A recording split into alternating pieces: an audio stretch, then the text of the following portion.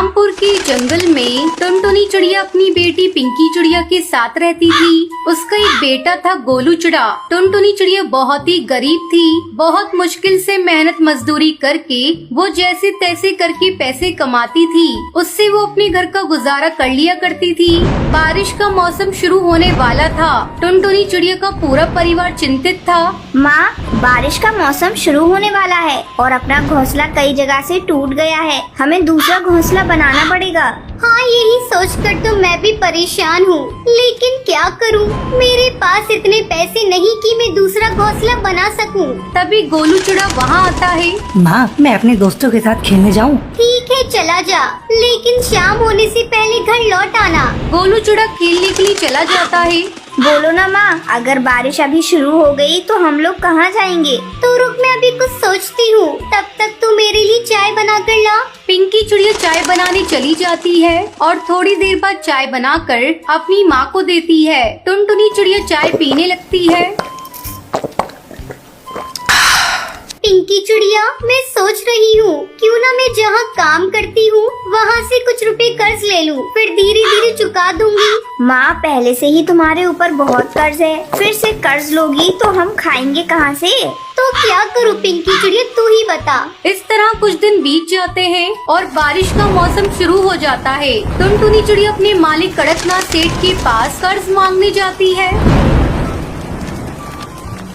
सेठ जी, मुझे थोड़ा कर्ज चाहिए। मुझे अपना नया घोंसला बनाना है। बारिश हो गई है, मेरे पूरे घर में पानी टपक रहा है, रहना मुश्किल हो रहा है।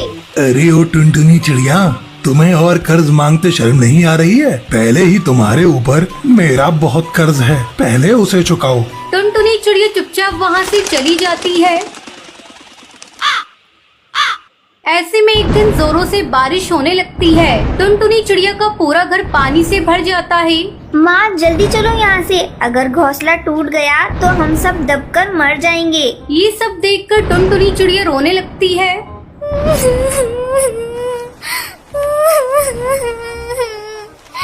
कहाँ जाऊँ अपने बच्चों को लेकर, कुछ समझ में नहीं आ रहा है। तभी टुनटुनी चिड़िया हरी काकी के घर जाती है। हरी काकी, मुझे और मेरे बच्चों को अपने घर में आसरा दे दो। क्यों, तुम्हारे घर को क्या हुआ जो इतनी बारिश में मेरे यहाँ मदद मांगने चली आई? मेरे घर में बारिश का पानी भर गया है। हरी काकी, बारिश रुकने तक मेरी मदद करो। देखो टुनटुनी चिड़िया, तुम बुरा मानो या भला, ये तुम्हारी मर्जी, लेकिन मैं तुम्हें अपने घर में नहीं रख सकती। अगर मेरा घर टूट गया तो मैं कहाँ जाऊँगी अपने परिवार को लेकर? मैं तुम्हारी कोई मदद नहीं कर सकती। अब तुम यहाँ से जाओ। फिर टुनटुनी चिड़िया सुंदरी कौवी के पास जाती है, लेकिन वो भी उसकी कोई मदद नहीं करती। उदास होकर टुनटुनी चिड़िया घर लौट आती है। बारिश भी रुकने का नाम नहीं ले रही थी। तभी गोलू चिड़ा कहता है, माँ, मैं जहाँ खेलने जाता हूँ वहाँ काफी सारे लकड़ियाँ पड़ी हैं। बहुत दिनों से उन लकड़ी का कोई इस्तेमाल नहीं कर रहा है। चलो हम सब वहीं चलते हैं और उन लकड़ियों से हम सब मिलकर अच्छा सा घर बनाते हैं। अरे पागल, ये बात तूने पहले क्यों नहीं बताई? टुनटुनी चिड़िया अपने परिवार को लेकर उस लकड़ी के ढेर वाली जगह के पास जाती है। उन लकड़ी को देखकर टुनटुनी चिड़िया राहत की सांस लेती है। ये तो बहुत अच्छी जगह है, हम आराम से यहाँ लकड़ी का घर बना सकते हैं। फिर सभी मिलकर लकड़ी को इकट्ठा करते हैं और टुनटुनी चिड़िया उसमें घर बनाकर रहने लगती है। धीरे धीरे बारिश बढ़ती ही जा रही थी, वो रुकने का नाम ही नहीं ले रही थी। एक सप्ताह इस तरह गुजर जाता है। अचानक एक दिन सुंदरी कौवी का भी घोंसला टूट जाता है। वो अपने बच्चों के साथ जंगल में भटकने लगती है। तभी टुनटुनी चिड़िया की नजर उस पर पड़ती है। सुंदरी बहन, जल्दी इधर आओ। टुनटुनी बहन, क्या मैं भी तुम्हारे लकड़ी के घर में रह सकती हूँ? हाँ हाँ सुंदरी बहन, तुम भी यहाँ रह सकती हो। ये बहुत बड़ा घर है, हम सबने मिलकर इसे बनाया है और ये बहुत मजबूत भी है। तुम्हारा बहुत बहुत धन्यवाद टुनटुनी चिड़िया, जो तुमने इस मुसीबत में मेरी मदद की। इस तरह जंगल के कई पक्षी उस लकड़ी के बने घर में खुशी खुशी रहने लगते हैं। सोना टुनापुर के जंगल में टूनी चिड़िया अपनी बेटी टुनटुनी चिड़िया के साथ रहती थी। उसके पति की मौत 2 महीने पहले एक गंभीर बीमारी के कारण हो गई थी। पति के इलाज में टूनी चिड़िया की सारी जमा पूंजी खत्म हो गई। वो दाने दाने की मोहताज हो गई थी। तब वो दूसरों के घरों में झाड़ू पोछा करके अपना और अपनी बेटी का पेट पालने लगी। ऐसे में एक दिन टूनी चिड़िया के पिता टुन्नू चिड़ा उसके घर आता है और उससे कहता है, टूनी चिड़िया, तू अपनी बेटी को लेकर चल मेरे साथ। मुझसे तेरी ये हालत देखी नहीं जाती। पिताजी, मैं आपके साथ मायके नहीं जाऊंगी। मैं आप पर बोझ बनना नहीं चाहती। टुन्नू चिड़ा के बहुत समझाने पर भी टूनी चिड़िया अपने मायके नहीं जाती। इस तरह कुछ दिन गुजर जाते हैं। एक बार टूनी चिड़िया काम करके घर वापस आ रही थी। गर्मी के कारण वो थक कर एक पेड़ की डाल पर बैठ जाती है। तभी सेठ कड़कनाथ उसके पास आता है।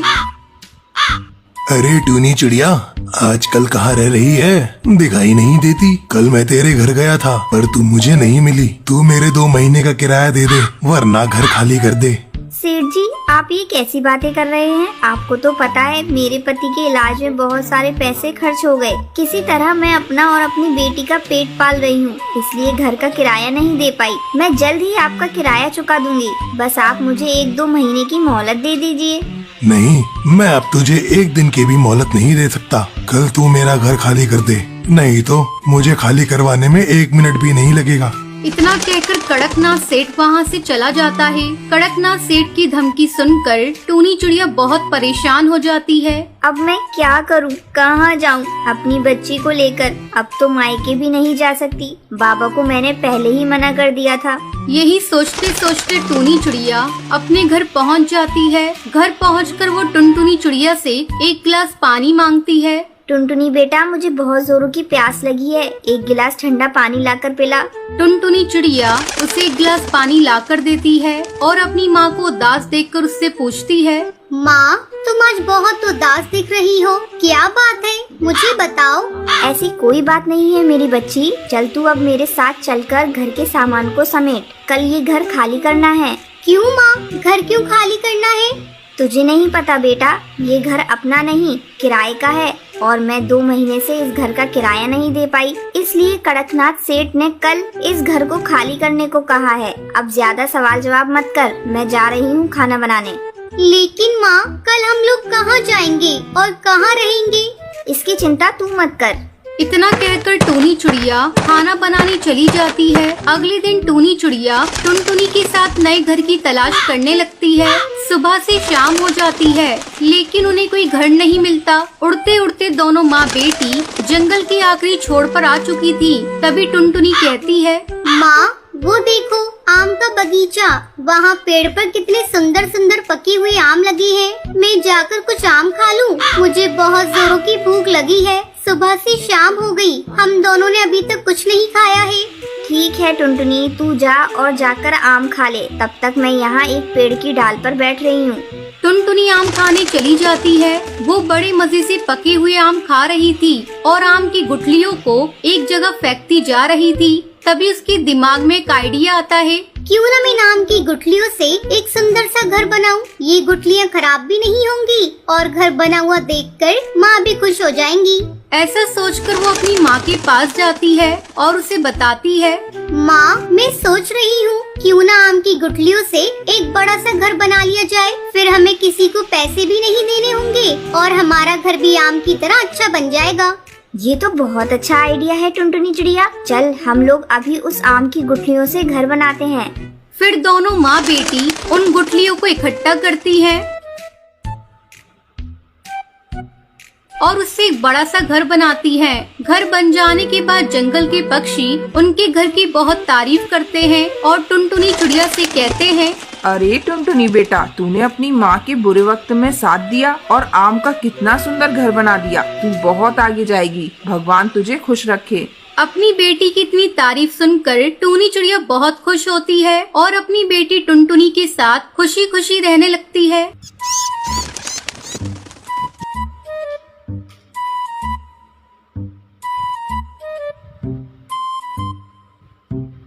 एक जंगल में टुनटुनी अपनी माँ टूनी और अपने पिता टुन्नू के साथ रहा करती थी। टुनटुनी बहुत ही पढ़ी लिखी थी और समझदार भी, जैसे जैसे टुनटुनी बड़ी हो रही थी, उसके माता पिता उसकी शादी की चिंता करने लगे थे।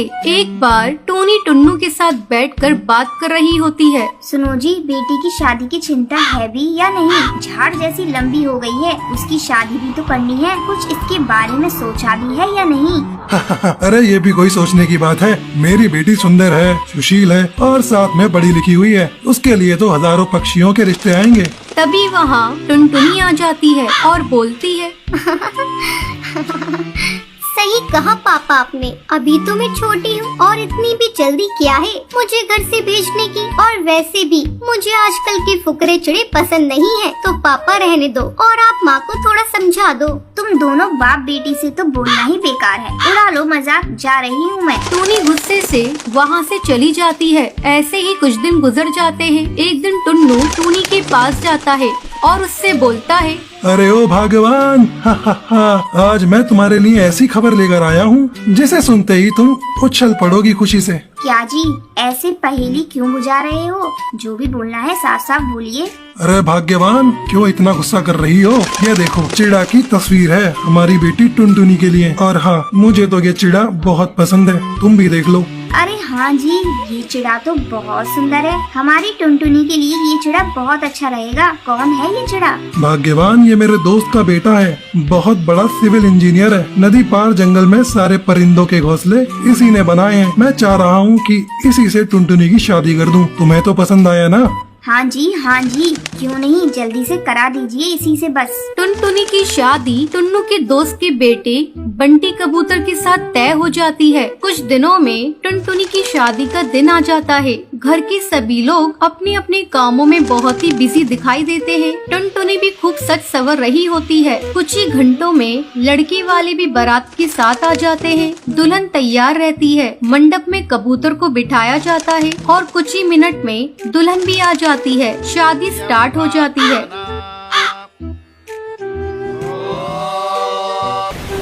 तभी शादी के बीच में ही बहुत जोर का तूफान और बारिश आ जाती है। सभी इधर उधर लग जाते हैं और कुछ ही मिनटों में पूरा जंगल पानी से भर जाता है। सभी पक्षी इधर उधर उड़कर अपनी जान बचा रहे होते हैं।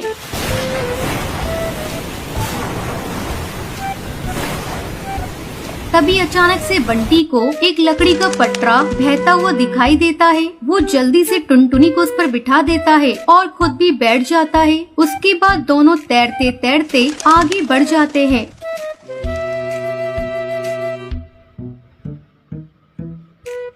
लकड़ी के पटरे पर बहुत दूर आगे जाने पर उन्हें एक नाव नजर आती है। वो दोनों उसके पास जाते हैं और बंटी उस नाव की सहायता से सभी की हेल्प करता है और सभी पक्षियों को भी बचा लेता है और साथ में अपने अपने माता पिता और सास ससुर की भी जान बचाता है। बंटी कबूतर की बहादुरी देखकर टुनटुनी बहुत खुश होती है और मन ही मन उससे प्यार करने लग जाती है। कुछ दिनों बाद पानी सूख जाता है। जंगल में फिर से बाढ़ आ जाती है और उन दोनों की शादी बहुत ही धूमधाम से हो जाती। मथुरा के जंगल में सुंदरी कौवी अपनी बहू टुनटुनी चिड़िया और बेटे कालू कौवे के साथ रहती थी। सावन का महीना शुरू हो गया था। जंगल में चारों तरफ हरियाली ही हरियाली नजर आ रही थी। एक दिन सुबह सुबह सुंदरी कौवी अपने बेटे के साथ बैठी चाय पी रही थी। माँ, ये सुबह सुबह टुनटुनी कहाँ चली गई? दिखाई नहीं दे रही है। पता नहीं बेटा कहाँ गई है, मुझे बताकर नहीं गई। यहीं कहीं पड़ोस में गई होगी, अभी आ जाएगी। तू चाय पी, ठंडी हो जाएगी। दोनों माँ बेटे चाय पीने लगते हैं। तभी टुनटुनी चिड़िया हाथों में पूजा की थाल लिए घर के अंदर आती है। अरे बहू, इतनी सुबह सुबह तो कहाँ चली गई थी? हम दोनों चाय पर तेरे इंतजार कर रहे थे। देख, तेरी चाय ठंडी हो गई। माँ जी, आपको नहीं पता, सावन का महीना शुरू हो गया है और सावन के महीने में मैं बिना पूजा किए कुछ भी नहीं करती। इसलिए मैं सुबह सुबह मंदिर चली गई। उस समय आप लोग सो रहे थे। मैंने आप लोगों को उठाना सही नहीं समझा। ये लीजिए प्रसाद। टुनटुनी चिड़िया अपनी सास और पति को प्रसाद देती है। जा बहू, अब जाकर कालू के लिए नाश्ता बना दे, नहीं तो बिना नाश्ता किए भूखा पेट चला जाएगा। जा फिर बात करते हैं। टुनटुनी नाश्ता बनाने चली जाती है। शाम को जब कालू कौवा अपने ऑफिस से घर लौटता है तो टुनटुनी उससे कहती है, सुनो जी, इस सावन में मेरे लिए एक डाल पर झूला डाल दो, फिर मैं उस पर बैठूंगी और तुम मुझे झुलाना। अरे पागल हो गई हो क्या, जो मैं अपना काम धंधा छोड़कर तुम्हें झूला झुलाने आऊँगा? अब तो बचपना भूल जाओ। नहीं, इस सावन में आपको मुझे झूला झुलाना ही पड़ेगा। तुम ये सब क्या फालतू की बातें कर रही हो? तुम कोई छोटी बच्ची हो क्या जो मैं तुम्हें झूला झुलाऊंगा? क्यों मेरा मूड ऑफ कर रही हो सुबह सुबह? इतना कहकर कालू कौआ गुस्से में वहाँ से चला जाता है। इस तरह 2 दिन बीत जाते हैं। टुनटुनी चिड़िया अपना मुंह फुला लेती है। वो सारा काम करती लेकिन किसी से कोई बात नहीं करती। बहू, तू तो जानती है कालू को अपने ऑफिस से फुर्सत नहीं मिलती। वो तुम्हारी जिद को पूरा कैसे करेगा?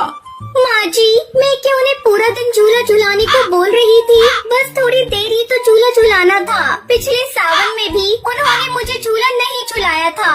मेरी सभी सहेलियाँ अपने पतियों के साथ झूला झूलेंगी और एक मैं ही हर साल की तरह रह जाऊंगी। बहू, तुझे झूला ही झूलना है ना? तू ऐसा कर, पर्दे की पाइप में रस्सी बांधकर झूला लगा ले। शाम को जब कालू घर आएगा तो मैं उसे बोल दूंगी, वो तुझे झूला झुला दे।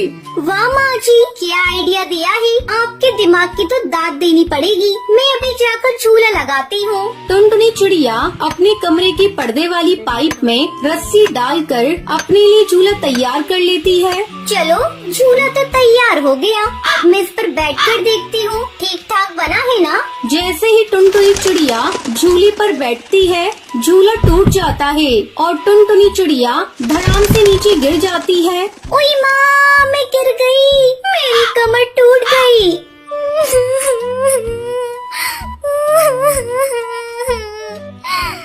टुनटुनी के रोने की आवाज सुनकर सुंदरी कौवी वहाँ आती है। अरे बहू, तू नीचे कैसे गिर गई और तू इतना चिल्ला क्यों रही है? ये देखिए माँ जी, मैंने पर्दे की पाइप में रस्सी बांधकर अपने लिए झूला तैयार किया था, लेकिन जैसे ही मैं उस पर बैठी ये झूला टूट गया और मैं धड़ाम से नीचे गिर गई। मेरी कमर में बहुत तेज चोट लगी है। तभी कालू भी ऑफिस से घर आ जाता है। सुंदरी उसे सारी बात बताती है। टुनटुनी, ऐसा भी कोई करता है? तुम जीती मैं हारा। तुम्हें रविवार को पार्क में झूला झुलाने ले चलूंगा, फिर तुम जितनी मर्जी उतना झूला झूलना। 2 दिन बाद रविवार था। टुनटुनी चिड़िया कालू कौवे के साथ पार्क में झूला झूलने जाती है। वहाँ नीम के पेड़ पर बहुत सारे झूले लगे हुए थे और उन पर पक्षी अपनी अपनी पत्नी को झूला झुला रहे थे। टुनटुनी चिड़िया भी एक झूले पर बैठ जाती है और कालू कौवा उसे झूला झुलाने लगता है। झूला झूलते हुए टुनटुनी चिड़िया बहुत खुश थी। वो काफी देर तक झूला झूलती रहती है। फिर दोनों पति पत्नी घर लौट आते हैं। माँ जी, आज मैं बहुत खुश हूँ। मेरा सावन में झूला झूलने का सपना सच हो गया। अब मैं भी अपनी सहेलियों को फोन पर बताऊंगी कि मेरे पति ने मुझे झूला झुलाया है। माँ जी, अगर आज आप भी पार्क में आई होती तो देखती बहुत सारे पक्षी अपनी पत्नियों को झूला झुला रहे थे। बहू तो खुश है ना? यही मेरे लिए बहुत है। इस तरह सभी खुशी खुशी रहने लगते हैं।